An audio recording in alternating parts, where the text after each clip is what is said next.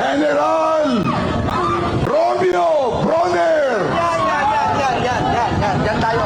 Chief of Staff, Armed Forces of the Philippines, at sa lahat ng mga kasundaluhan, General Milencio Nartates Jr., Chief Philippine National Police, at sa lahat ng kapulisan, malinaw na malinaw, nagtatangis ang langit.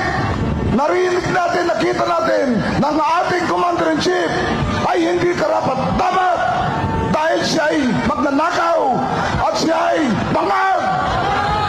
Kaya ang taong bayan, pakinggan ninyo ang kanyang sinisigaw, pakinggan ninyo ang mga taong bayan, ang sinasabi ng taong bayan, kayo ay kampihan ang taong bayan para sa laban na ito.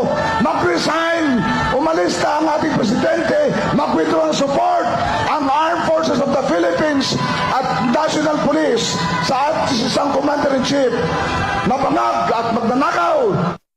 Ng case po ninyo, inciting to sedition, meron doon po ba kayong mga naging pahayag ng pagka-aklas laban po sa gobyerno or sa AFP?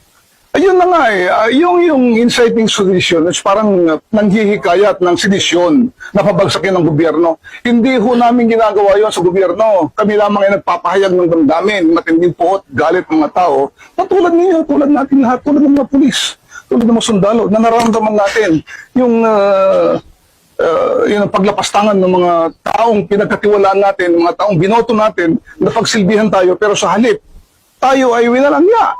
Ninakaw nila yung pera ng taong bayan. Yun ang gusto natin mapanagot. Pero Mabigyan ng justisya. is it true, sir, na nakikayat kayo sa militar na mag-aklas po sa panghalan? Hindi, wala tayong mag-aaklas. Hindi po pwede yun. Yun, masasabi natin mag-aaklas, babagsakin ng gobyerno, talagang sinisius yun. Pero hindi nang ginagawa, hindi ko ginawa yun, hindi ko ginagawa ng United People's Initiative yun.